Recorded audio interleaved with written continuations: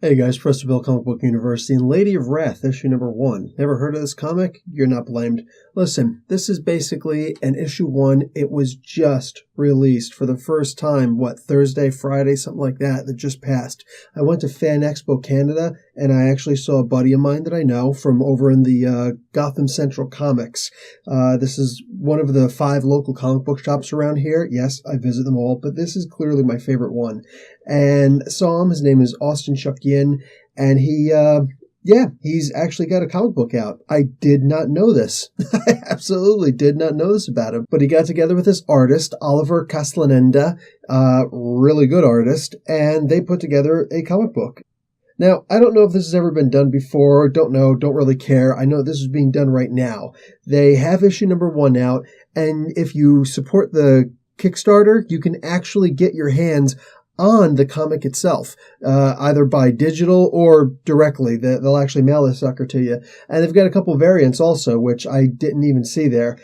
So check this out. I can explain the comic to you very simply. There's this little girl, something really bad happens to her, and she becomes ridiculously dangerous, like a super assassin.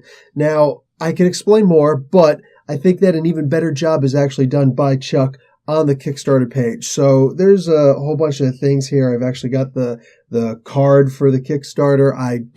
Whatever, man. I don't know how to follow all this stuff. You know what I do know how to do, though? Go to Google, type in Kickstarter, go to the Kickstarter page, go to the search bar in Kickstarter, type in Lady of Wrath. Boom, there's only one option. Came right up. Go figure. So found it, checked it out, and yes, I'm absolutely supporting it. Do you have to? No. But if you want to get your hands on this comic, by all means, there's the video right there where Chuck explains everything. And by all means, man, this is a gorgeous comic book, a really gorgeous comic. I mean, the art inside, look, I know everybody always sits down when you read a comic book, but there's a page in here. It's a double page spread, so a double page splash.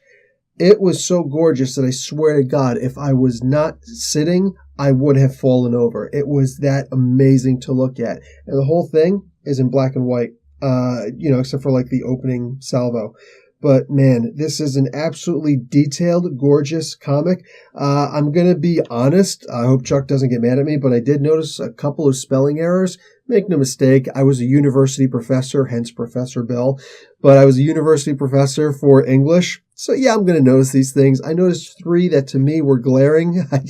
Some of you, maybe you guys will just pass right over it. I might just be a stickler. But yeah, when I see English that's wrong, I jump on it with a huge karate chop. Anyway, this is a gorgeous comic. Love it. The story seems amazing. Plus, at the end, there's a few pages of no comic whatsoever, just a story, an actual, almost like a novelization.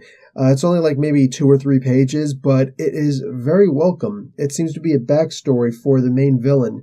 I could be wrong, but either way, yeah, this is really good stuff. These guys have actually started their own, Bushido Red is the name of the publishing company. They started their own publishing company. So really, really innovative. They use their own funds to put out issue number 1, and you can get issue number 1 by going to the Kickstarter, and that will support their creation of issue number 2. They've already got 5 issues written and completed, so let's see what happens with that. This is all for the printing and distribution. Guys, I'm going to end this off by giving this a B+.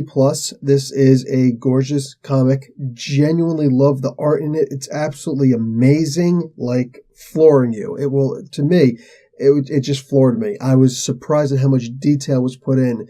And honestly, if I had to make any suggestions, it would be throw in some color. Absolutely, throw in some color, because for me, at least for my eyes, I have a hard time recognizing certain things if there is no color to add that depth. But I would still buy it if issue 2 was purely black and white also. It was that damn good. Anyway, guys, that's it for me. Professor Bill, Comic Book University. Class dismissed.